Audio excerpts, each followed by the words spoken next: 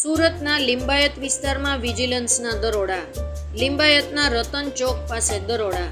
દારૂની 1252 બોટલ જપ્ત. 2 વાહનો જપ્ત. 1,89,000નો મુદ્દામાલ. 3 આરોપીઓને વોન્ટેડ જાહેર કરાયા. લિંબાયતનો મુન્નો લંગડાને વોન્ટેડ જાહેર.